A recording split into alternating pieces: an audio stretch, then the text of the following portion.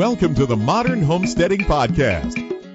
We have allowed ourselves to become so disconnected and ignorant about something that is as intimate as the food that we eat. Be prepared to grow your own for victory. God said, I need somebody strong enough to clear trees and heave bales, yet gentle enough to yean lambs and wean pigs and tend the pink-combed pullets who will stop his mower for an hour to splint the broken leg of a meadowlark.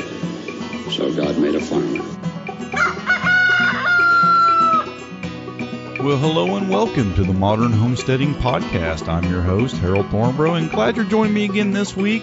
Got another great one for you. Got an interview with the author of the blog Well-Fed-Homestead.com, Brenda Scott. A great guest today. And, this one's more for the folks who find themselves in a situation where maybe you don't have a big homestead. Maybe you're just starting out. Maybe you're in a situation like I was a few years ago, and still am really. But I was in a place where I thought, I can't grow a lot where I'm at. What am I going to do? And then I kind of discovered that there was a lot I could do right where I was at. And this one's going to be for that person today. We're going to talk a lot about the things you can do right where you're at, even if you wouldn't consider yourself on a great location for a homestead. We're going to look at what might be a lot of limitations in a situation like that, and look at a few of the things you can do even though you're in that situation. So I think it's just a great one for the people who find themselves in a place like that. I think you'll enjoy the guest today as we talk about those things. Before we jump into that, though, I thought I'd just give you a quick update of what's going on here on my homestead. And let's see, the new garden area that I put in up beside my house. I'm loving that. I got a mulch down and all the around the beds this week, and so for our little pathways, even set out some containers of potatoes in between the trees up in that area.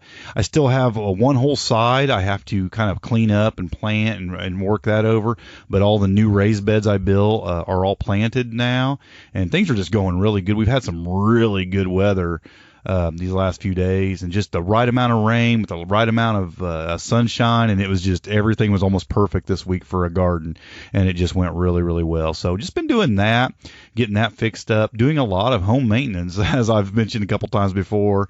Recently, is that I'm off work right now because of the quarantine stuff that's going on, and you should be going back here in about another week, but in the meantime, trying to get a lot of things done around here. It's a great opportunity for me to get the gardens caught up and get some home maintenance done.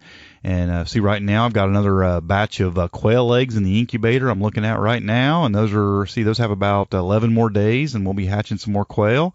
And just a lot of things going on around here, right now. A lot of people complaining because they're bored, at home, but I'm never bored at home. I've always got a lot of things to do. Matter of fact, I could probably use a couple more months off if I had to, just to get things really caught up. But it's really good. I'll be anxious to get back to work and kind of get things back to normal. But like I said, in the meantime, get as much done as we can around here. And I've been really working hard. And it's just been a lot of maintenance stuff, With homesteading, that's a lot of times what it is. You're fixing some boards, you're fixing some fence, you're repairing this or doing that, or planting this, and it's just a lot of things. It's been an opportunity to just clean things up and get things looking good again for a summer. Winters are hard on a homestead, and everything kind of, I don't know, it takes some wear and tear over the winter, and especially an Indiana winter. So it's just a great opportunity to kind of get things back in shape. So I'm just taking advantage of that. But enough of that. Let's just jump right into this great interview I had with Brenda, and I think you're really, really going to enjoy this. Well, today I'm joined by Brenda. She is author of the blog Well-Fed Homestead, and she's homesteading. Well, she went from a rather large farm to a kind of a small situation where she's trying to kind of reestablish homesteading where she's at. But Brenda, welcome to the Modern Homesteading Podcast. Thank you. Glad to be here today. Well, I'm really glad to have you. And I guess we'll just start off letting you kind of tell your story. Now, I've seen in an email you sent me that you actually used to live in Oregon, right? Yes. So you kind of moved out to Virginia from there, huh? Yes, we did. Yes, we just recently moved to Virginia. We used to own a 30-acre farm in Oregon, and we raised every animal you can think of, a traditional homesteading farm animal. We were primarily focused on pastured chickens, and we had layers, lots of laying hens, and we did dairy cows, and we did beef and turkey and ducks and geese. And we went to farmers markets and sold there. We went to 3 farmers markets per week. And so, yeah, this is kind of a different life. We're living on an almost quarter-acre lot in a neighborhood now. Quite different. Well, let's back up a little bit before you got to the farm and what kind of led you into that lifestyle. Was it something you always wanted to do? Is it something you did always do when you were raised doing that? What got you to the 30-acre farm in the first place? Yeah, I wasn't raised doing that, and neither was my husband. My husband's grandparents owned 280 acres in Montana, and they were farmers their entire life. But my husband, he grew up on just an acre, and they had maybe 1 cow or a goose or something at a time. But I grew up in a neighborhood, and honestly, just watching Little House on the Prairie. I guess when we lived in the neighborhood before the farm, I wanted to start learning how to do things myself. So I guess I had this gut feeling that our food is so important for survival, and that I needed to have some knowledge about that. Yeah. Wanted to be a little more self-sufficient, huh? Yes. So I started checking out all of the homesteading books from the library, and I would check them out and recheck them out and keep renewing until I eventually just bought them myself. And we put in, at our neighborhood home before the farm, we put in fruit trees and a large garden, and I started making cheese and making butter and yogurt and learning those kinds of homesteading skills. So it just kind of went from there, and you just couldn't get enough of it for a while, and ended up on a 30-acre farm.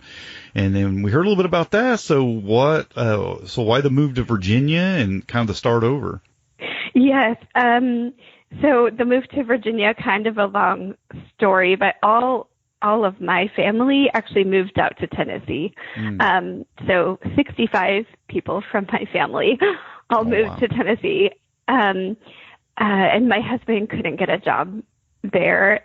In his job that he had, he could work in Virginia. And so we're in driving distance of my family, so it was the closest state he could legally work in. And be close to my family. So, and we moved to a town where we're near the college our son would like to attend. So that's why. Yeah. So now you're kind of starting over. You gave up the 30 acres, but you haven't escaped the homesteading desire. So what kind of things are you doing or planning on doing right where you're at? Yeah. So, we don't have a very large backyard. It's mostly out front. But in the backyard, I have a garden tower going and several pots all around. And I am growing starts in little pots, and I have raspberries and blackberries and blueberries, and a couple fruit trees in pots, large pots going. And then just, I feel like part of the homesteading life also is some of the indoor stuff. Like I'm doing, a gluten-free sourdough starter because I have to eat gluten-free, and kombucha and water kefir. And I keep up on all of that. And I feel like that's part of the sustaining ourselves and the homesteading lifestyle. Well, I find that really inspiring because, a lot of folks are in a situation, and now you're ahead of the game where a lot of folks are because you already have the knowledge of a lot of this stuff. You've already done it. You're kind of starting over, but you already have you have some wisdom when it comes to growing things and raising animals and things like that. So you're kind of starting fresh, but not completely from new. But there's so many people right now that are getting into homesteading that never probably thought about it before, just because of the things that are going on in the world with the food shortages and the scare of maybe possible future food shortages. So there's a lot of people thinking, I'd like to grow some of my own food. So I find it really inspiring that, even someone like you who comes from that background a little bit, you're kind of starting over. You're having to do the same thing, and you're not in an ideal situation for it. So you're going to have to figure it out with a lot of other people, but you see the value in it. Yes, definitely. Yes. And it's disappointing. I learned this week that we cannot have chickens on our lot. Yeah. So that's discouraging because we are just shy of a quarter acre, and that's our county's rule, is that the lot is at least a quarter acre. Oh, that it probably wouldn't hurt so bad if it wasn't so close. Yes. Yeah, yes. But that's too bad. I mean, I don't know, like with me, it's like, we are not allowed to have chickens either where I live. And, I've made some other decisions to do other things, but, there's still so much that you can do. I mean, even if you have to buy those things that you can't do, do the things you can do. And I think, again, that's where a lot of folks are. It's like, for some people, it feels like all or nothing, and it's like, I can't do everything. I just don't know if it's worth doing anything. But it's not true. I mean, you do everything you can, and then perhaps support the people who are doing it like you would want to do it, with what's left. I think it's a good way to do it. Yes, definitely. Yeah, we're big farmers market supporters. Right now, we can't go to them, but I think it's really important to support those local farms because they're growing the stuff we can't grow. They're raising the chickens and the beef and the pork, and so I think it's really important to support them. Yeah, and like you pointed out earlier, it's also, homesteading so much more than just gardening and raising animals. I mean, it does carry into the house, and there's so much you can do in there that anybody can do no matter where you live. Even if you have to purchase the stuff to do it, you can learn to cook from scratch. You can, you can ferment things. You can do all these things in your house. Right. And making yogurt, for example, is very easy. Mm-hmm. So I make that. Keeping up water kefir and kombucha, those are easy. It's just little weekly tasks I have to maintain. And I just learned yesterday, I was reading about what I could do with the extra kombucha SCOBY, and I was starting to write about this on a post. I can add little bits of kombucha SCOBY to the soil around some of my acid-loving plants. So I'm experimenting with that. Yeah. I went through that same phase was making a lot of kombucha, and I had these SCOBYs, leftover SCOBYs. I'm like, what do I do with these? 'Cause for my area, believe it or not, there's just not a lot of people around here where I live that are really into drinking it. It's just not a big thing around here, so it's not like people are begging for SCOBYs around here to hand them out. I think anybody in my area that's wanted one, I've given them one, so there's nobody left to give one to. But I was looking for things to do, and people's like, feed them to your chickens, or put them in your garden, or put them in your compost bin, and then just naming all these things you could do with them. And there was a pretty good list that come rolling in on me one time with things I could do with it, Yes. I saw one the other day, a list of what to do with kombucha SCOBYs, and it said to use it as a mask. And I think it meant for cleaning out your pores, but with the culture we're in right now, I immediately interpreted that as an N95, like a respirator mask. I was laughing at, how would you make that out of a kombucha SCOBY? So, yeah, you look a little funny walking around in public with that hanging off your face. Yes. Yes. Oh, wow. Yeah, well, and again, there's so much you can do. Now, what are your thoughts on even buying food from a farmer's market, or even from a grocery store in bulk? Sometimes you get good deals on things, or farm stands and things like that. And when you're not in a situation where you can grow a lot of food, what are your thoughts on buying a lot of that stuff in bulk and preserving it and putting it up and things like that? Oh, yes, I think that's a great idea.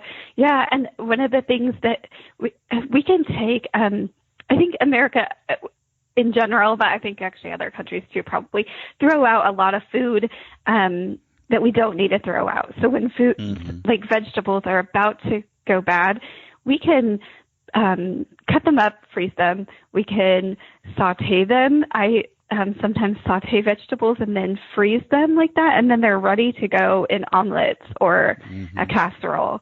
So we can save a lot more food than I think we often do. Yeah. And then I make stock often, so that's another thing. one of the things I noticed in the grocery stores is that the chicken breasts and chicken thighs, all of the conveniently cuts of meat, are just missing off the shelves. There's hardly any left or none left, but the whole chickens are still there. And I think that speaks clearly to what our culture leans towards. They lean towards all of the convenient cuts. But I was adding it up the other day. If a family of 4 were to have chicken breasts twice a week, I can't remember. It was like, I think 200 and, I can't remember. I don't know the numbers. It was over 200 chickens, maybe around 250 chickens that have to be butchered for those meals. If you're just buying the individual cuts like that, yeah.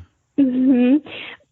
However, if they were to eat a whole chicken and then also turn it into stock, it was half as many birds would need to be butchered for that family of 4. And then they would also have the stock for soup. So, yeah. Anyways, I think just getting back into that mindset is really good for people. Yeah, and I think there's going to be more of that, obviously. I mean, with the shortages, potential shortages, I hate to say there will be shortages, but I think without a doubt we're going to see some price increases on a lot of things, just because of the situations with the factories and things like that are happening. So I mean, I think it would at least going to be some price increases, and I just think that one of the things that could come from this are people going to be looking to learn how to cook from scratch a lot more, or cook a multiple of dishes from a single thing, like take a whole chicken, like you just mentioned. So often, a family might just eat like 2 or 3 of the same chicken dishes a month, over and over and over, and they're gonna, might be more of a call to buy a whole chicken and learn how to make, a dozen different things from that chicken, and really ultimately probably end up eating a lot healthier and probably a lot better, taste, and a lot, just get a lot more variety in your diet and a lot more, health based too. Yes, a whole chicken can hold in that moisture so much easier than chicken breasts, which if you overcook them, which is very easy to do, they just become dry and they're not very good as leftovers because they're so dry. So, whole chicken is so much better in that regard. Yeah, and I mean, I'm sure because you can't have chickens, you're really hating that because it sounds like you really enjoy having whole chickens to work with. But yes. But I would imagine there are quite a few people that, small farms or small, just homesteaders even, that sell some chickens in your area. I mean, once things kind of somewhat get back to normal, it sounds like you should probably be able to get your hands on some from a local supplier pretty, fairly easily. Yes, definitely. Yeah. Yeah. Now, how large of a garden are you going to be able to grow where you live? So it isn't super large right now. So I'm looking at, because we have nearly a quarter acre. The thing is, in our neighborhood, it's all grass, lawns, all out front, and it's pretty when you drive through the neighborhood. So there's really this tension of, do we become those neighbors who turn that whole front beautiful grass lawn into food, or do we fit in with everybody else? So there's that tension that we face, as I'm sure many are facing. Yeah, I've had to, I've always grown everything in my backyard, and we acquired the property right next door to us, and it had this wide open front yard. It had a pole barn on the back of the property, and the whole front lawn was just pure grass. There was nothing. And so, I was thinking the same thing. It's like, do I take this front lawn? Do I make front yard garden out of this? Do I just turn this whole thing into garden?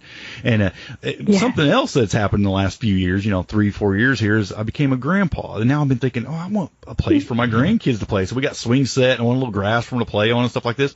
And we got a couple dogs. And I thought, I'm going to move the entire garden up to the side of my house over into this front yard and clean out the backyard and just make it a place for the kids to play. And it's been a big decision for me, and I've been doing it. I've moved most of my garden is out up beside my house in my front yard.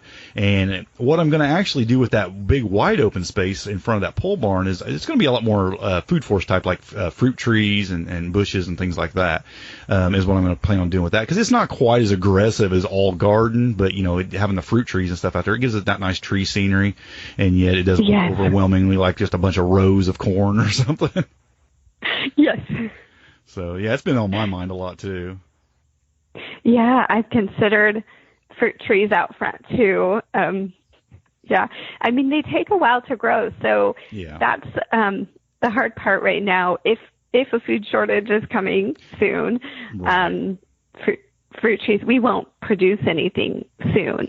Right, absolutely. Yeah, I mean, it's something you have to think about, and it just I'm big on trying to make things look as nice as possible, though. I mean, I'm up for anybody gardening their way, but I try to be pretty considerate to my neighbors, and I try to make it look as nice as I can when I'm doing it, because I think that goes a long way with people. If you can make it look very and maybe I shouldn't worry about that as much as I do, but I think that's why you get a lot of problems in the city with growing things and raising animals, is because there's always those few people who just don't care about what their neighbors think at all, and they just plant everything in any way they can, and they're going to eat good, but it doesn't really help the cause much. Right. Yeah, I've had to face a lot of that. Yeah. And very well could be the reason why you're not allowed to have chickens in your neighborhood, because maybe there's been bad experiences with that in the past, where some person had 100 chickens on a 10th-acre lot, and it just smelled and was noisy, and I mean, it could be the case. And maybe there's a reason for that. Yes, I did ask our county if we could have meat rabbits on our property, and they said we could, because those are considered pets. We just can't create a slaughterhouse or a commercial slaughterhouse on our property. I'm careful about all that too. I have quail and rabbits, and any processing gets done in the garage. I just don't be on the open doing those things, because it will raise eyebrows. Yes. And then another thing that I was thinking of that people can do with their kitchen scraps, I started taking some of our kitchen scraps and planting them. So the ends of green onions, I just put in soil and start watering, and we can top every meal with green onions. Right now. Good. Yeah, they grow good from that. Celery is another one I see a lot of people doing that with. They'll put celery in water, get it to root, and then plant celery stalks from the base of the celery. I've seen that done a lot. Yes, and I've been saving the seeds from squash that I purchased, and also just saving bits of potato to grow. And sweet potato. So I think those are easy, because right now a lot of the stores are out of seeds, and not the seed stores. If you look for, like Baker Creek and Burpee, they have seeds. But if people are going to Walmart and Target, they're not going to find a lot of seeds right now. Right. And so there are ways to gather seeds from your food, though. Yeah, absolutely. Going back to potatoes too, that's another thing that you don't have to have a big garden spot to grow potatoes. I mean, you could take those potatoes and they're sprouting, and you can put them in buckets, or you can put them in those grow bags and set those around, and they don't take up a lot of space, and you can get a pretty good harvest of. I've grew potatoes like that several times, and you can get a decent harvest of potatoes like that. Yes, that's what I've got them in the grow bags right now that have a little opening for harvesting them. So that's convenient. What, like out the it just opens up, the bag just opens up, and it all just falls out, or what does it do? How do you do that? It has an opening on the side to be able to reach in and harvest potatoes down near the root. So I don't know. We will see when harvest time comes how that works, because it seems like the dirt will all fall out. Yeah, well, so it's kind of just designed to just harvest, what you need when you need it, and kind of leave the plant intact. Is that what it's designed for? Yes. Oh, okay, okay. Yeah, I haven't seen those. I mean, I've just seen regular grow bags, that you just pretty much dump out when it's time. But I haven't seen that before. That's pretty interesting. Yes. And then there are different kinds of garden towers available. I got one. I'm planning to get a couple more of different types just to try them. But I got one that has a compost area in the center of it. Yeah. And you add worms to it. So we did that, and then grow all your veggies around it. So it's doing really well. What kind of things are you growing in that? So I've got lettuce and kale and herbs and radishes and beets. And what else do I have going on? I know I have starts going on right now of all the melons and tomatoes and peppers as well. You got a lot in that thing. Yeah. How many is it? How tall is that? I would say it's probably about 4 feet tall. Okay. So, Well, yeah. About 5 openings around each, every so many inches high. It's got like 4 or 5 openings for planting things, or? Yeah, I would say, I think about 6 or so openings around. Probably gets smaller as it goes up. It's probably that many at the bottom, and then it goes up, or is it the same all the way up? It's the same all the way up on this one. Okay. And I've seen the ones that are more like a area. pine tree. Yeah, that. Yes, it was a little bit pricey to buy this one. And we went and visited Joel Salatin's farm right before quarantine started. We live an hour and a half away from him. Do you know? Well, you have a quote at the beginning of your podcast by Joel Salatin, so I'm sure you know who Joel Salatin is. We went to visit his farm, and he had a garden tower like that. It was made out of like the feed barrels. I think like big barrels. Somebody had handmade a grow tower like that. So yeah, I've seen them like that. They'll take them to slice them, and then they'll use like a heat gun and pull them out and pull out the openings. Yeah, I've seen that done before. Yeah, that was pretty impressive. After I had just spent a couple $100 on one to see that. Yeah, I think they actually sell like I think they actually sell like these templates. You can I've seen them before that you like a paper template that you wrap around a plastic barrel like that, and you can mark all the places where you cut it, and then you just, like I said, take a heat gun and something to pry out on it, and it pulls it out. Yeah, I've seen the templates for that, even to make those out of barrels. Yeah, that's very cool. Yeah, again, that's a great idea for folks who are really limited on space, or maybe living in a community that just that's going to frown on turning your whole front yard into a garden or something. I mean, you could set a few of those around the house, or around a back patio, or on a deck or something like that, and it would probably work, really, really well to grow especially, I would say greens, especially. I mean, you could grow a lot of stuff for salads, and probably have a salad every day in a small family, with a couple of those. Yes. Yeah. I'd like to try. There are a couple of other types out there, and I thought I'll try a couple different types of garden towers and see what I like best. I like that one that you got, because it takes the you can put like the vermicomposting system in the center of it, like a pipe down the middle of it or whatever. I like the idea of that. Yes, and then it has little holes from there that can seep out into the soil, so the worms can move about. Yeah, that's great. Yeah, I like the idea of that. And it cuts down on what you're wasting. I mean, again, the replacement to that would have to be build you a big old compost bin out back. So if you had a few of those, if that was the only way you were gardening, you could put do your composting right there in the middle of your beds, and you ain't got a big old stinky compost bin on your property. And again, it's for people who are in a situation. It's more ideal for people who are in a situation where they're really limited on what they can do. And so it just goes to show that there are so many things you can do, really, no matter where you're at. I mean, you can't do everything. You're finding that out with the chickens and other things. You can't do everything, but there's so much you can do, no doubt about it. Yes, definitely. Yes. Yeah, I think it's really good, especially right now with the grocery stores just not having quite as much as they used to. And I don't know how long that'll last, but I think it's just good for people to learn how to grow their own food and at least produce some, even if it's not everything. I think it would take more land to grow everything we need to eat. Yeah. But again, if you say you do live around a lot of family, families could join together. Now, I'm not saying it's your situation or my situation, but if a lot of people, if they're around a lot of family, this family could choose to grow a few things and really focus on those 2 or 3 things. This family could choose to really focus on these 2 or 3 things, and then they could, swap out what they're growing for the other stuff, and everybody could be provided with a lot of variety that way if you're limited on space, and work together to grow a lot more like that. And that'd be, a good plan for folks who have a lot of friends or family around them, that you would be willing to do that. Yes, definitely. Yeah. It's just a way that you could get that variety on limited space still. Yeah, definitely. Yeah. Well, I love that you're writing about all this. What kind of led you to start a blog and focus on all these things? And we wasn't always in a quarantine, of course, and all this stuff wasn't always going on. You've been blogging for a long time. Well, what got you started on that path?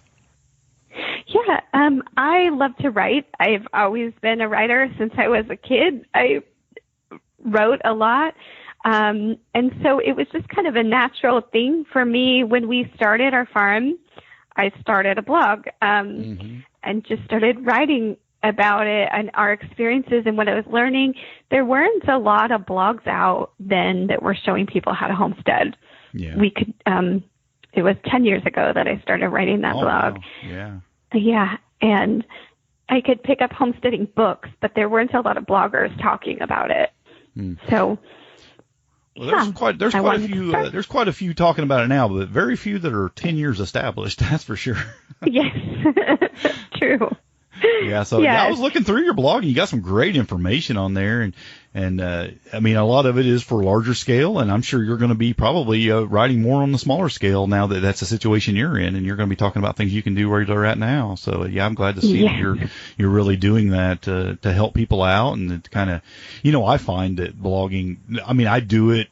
Part of why I do it is definitely to encourage other people to do it and to help them do it. But I also do it because it kind of motivates me, and it keeps me thinking and, and kind of pushing the limits and seeing what I can do. And I enjoy that part of it too. Yes. Yeah. And farming and homesteading, even in a neighborhood, can be a bit of a fun experiment too. Like today, I added some bits of kombucha SCOBY to some of my tomato starts and didn't add it to others, and I can watch that and see what happens and then write about it and share. And, I just think it's a fun experiment, and I think it's so good to share that wisdom with other people and pass that down. I agree. So that Well, now I'm curious if that's going to work good or not. I've dropped some SCOBYs on the garden before, but I never really kind of like separated to see the experiment, to see if it worked better for one than the other. I've just kind of tossed them in the garden beds before.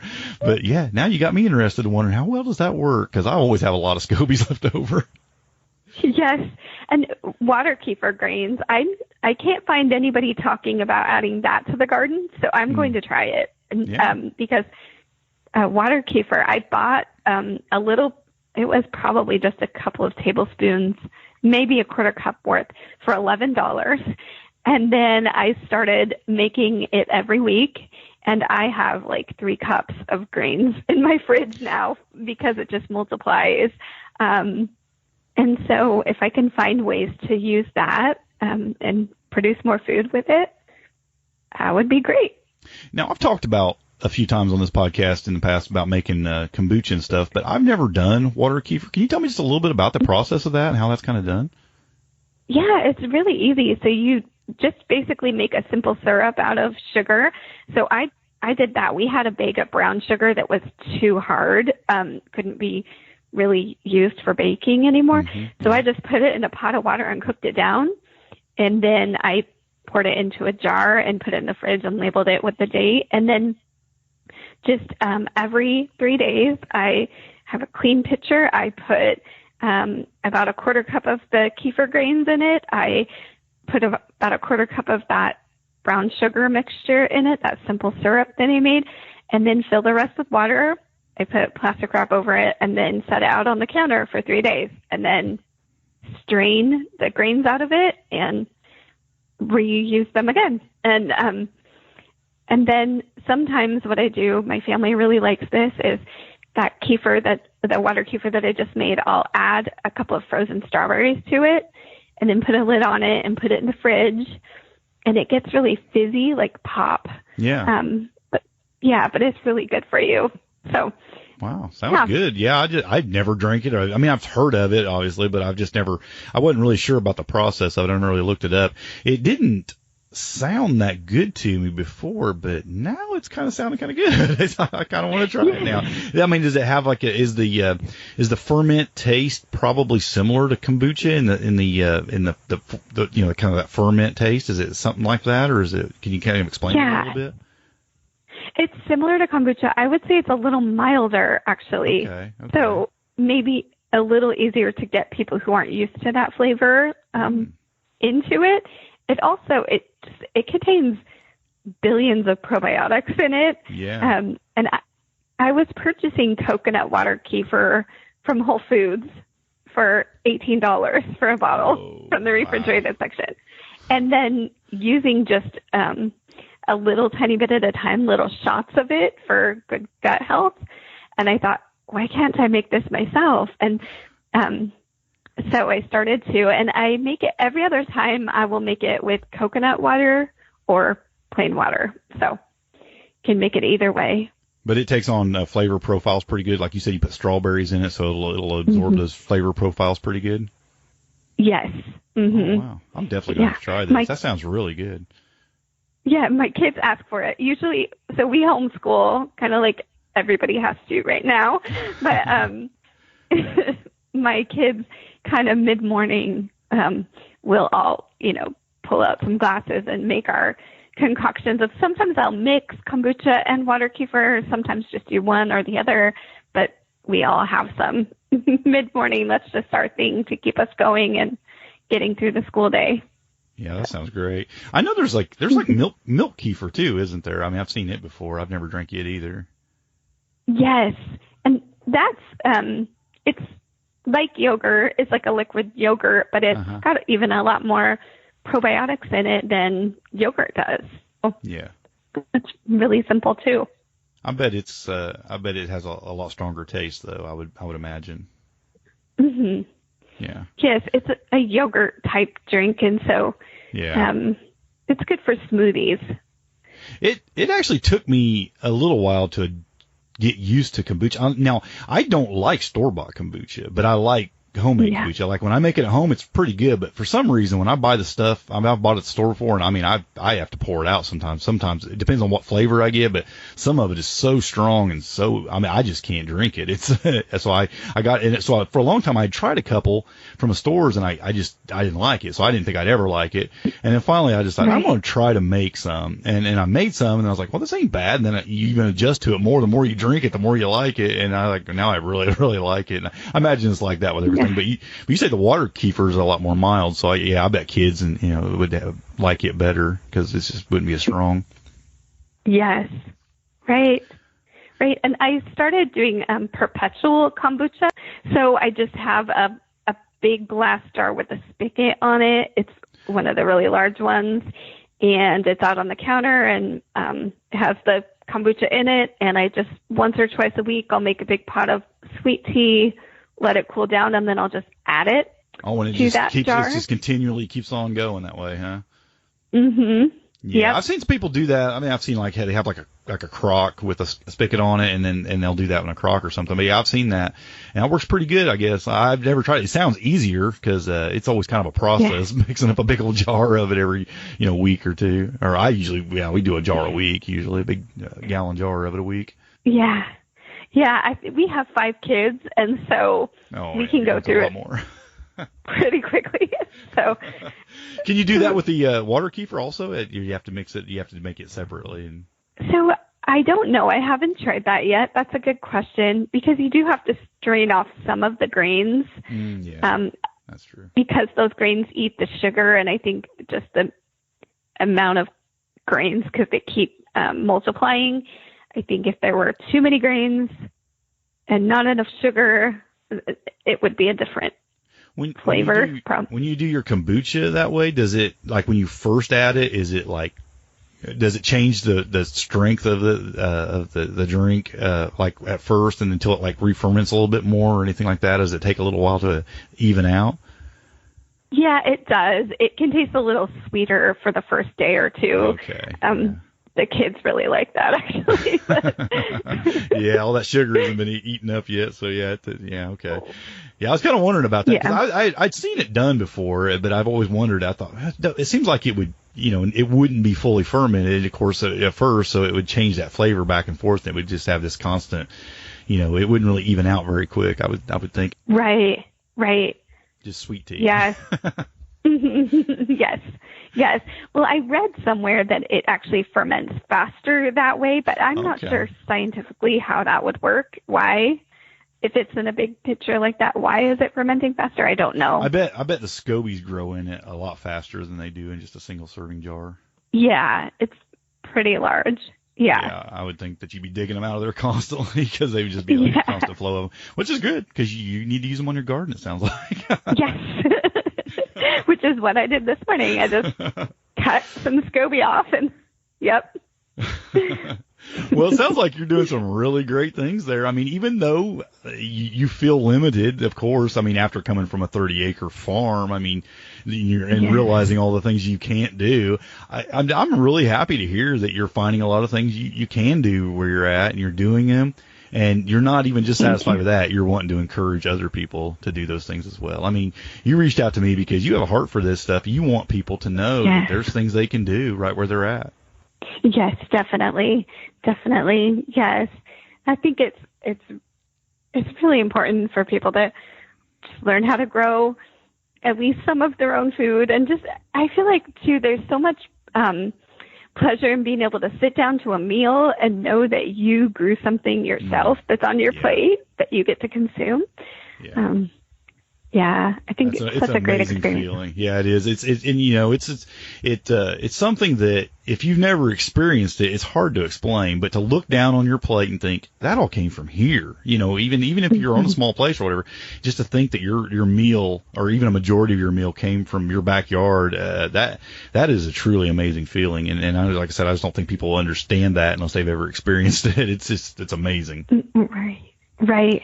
Yeah. Right. And I imagine there's a lot of people who feel a little helpless right now. They're like, I don't live in a place where I feel like I can do a whole lot.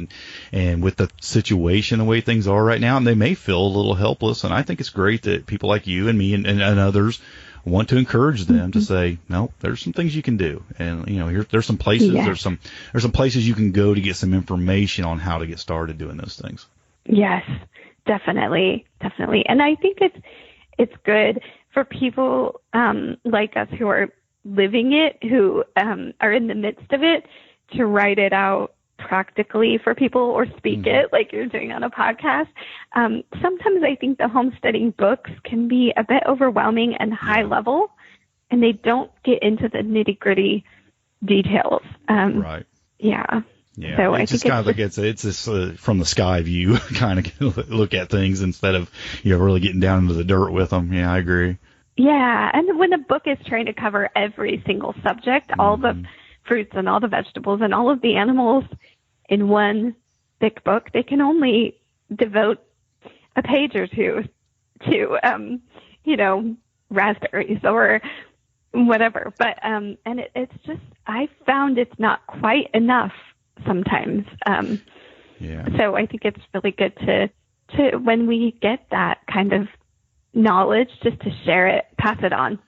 Well, and the way the world is kind of set up now, it's set up in an internet format. I mean, whatever specific thing you're working on, what do? You go Google it and you find the information about that thing. And mostly that comes from blog posts and things like that. So it's what we use today to get that information. So I'm glad people are writing about those things, like you. I mean, glad you're writing about those things and helping people gain that knowledge that they need at the time, because you can get a book and you can always go look it up. But I mean, I know me, my first thing to do when I'm wondering about something is I just Google it, Yes. And I found too, so I have a Facebook community for the Well-Fed Homestead, and it's pretty active. I find that people just finding their tribe of people that get it, that are living out the same thing, it really helps people to not just look at a book or just look at a website. Yeah, that's funny because that conversation just happened in our group a couple days ago where, people were saying, because there was always those people say you can just Google that, because they ask a question.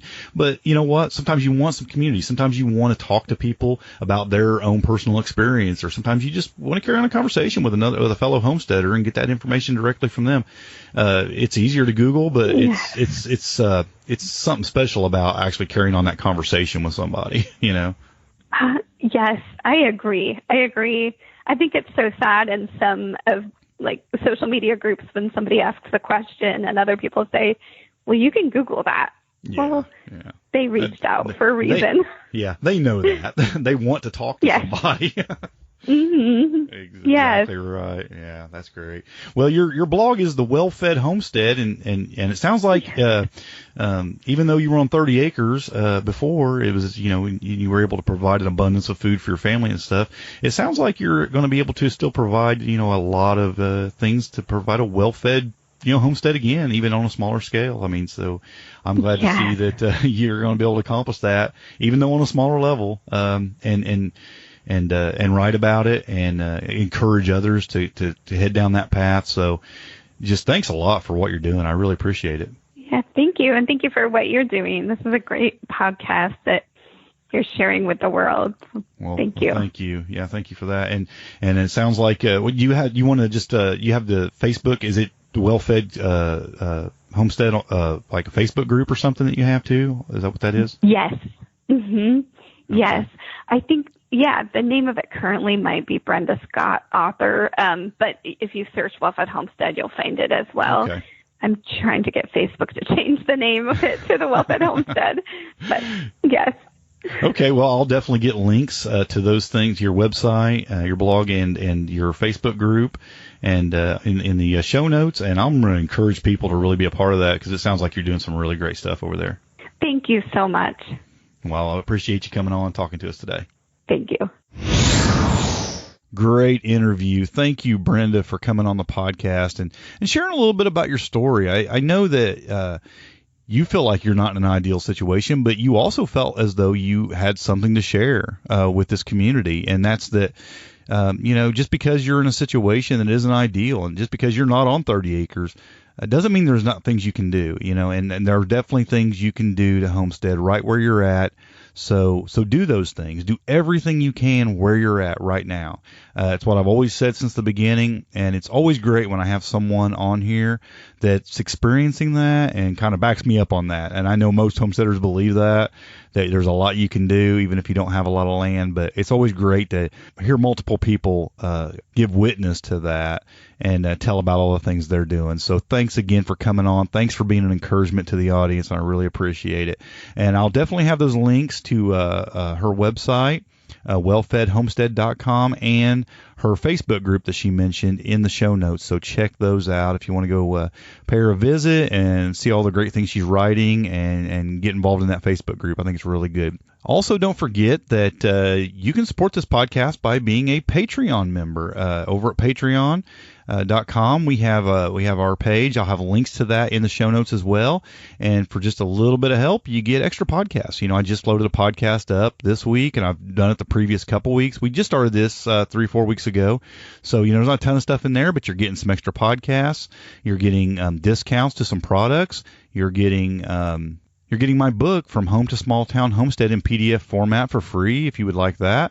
And, if you're a new homesteader, that's a great book for someone who's looking to evaluate what they can do on their property, even in a situation like an urban or suburban situation.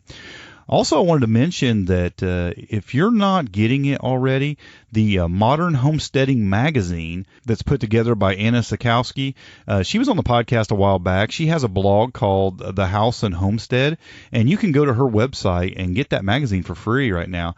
And I was featured in the May edition. Talking about, talking a little bit about growing on a small lot, talking a little bit about victory gardens. And it's a good article. I mean, I had fun doing the interview with her, so you might want to go check that out and head on over to her website and subscribe to that magazine.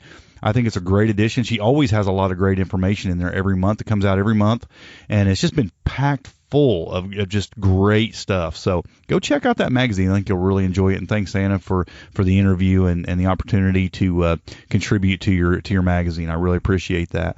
Well, that's all I have for today, folks. And I really do thank you for joining me today. And until next week, happy homesteading and God bless.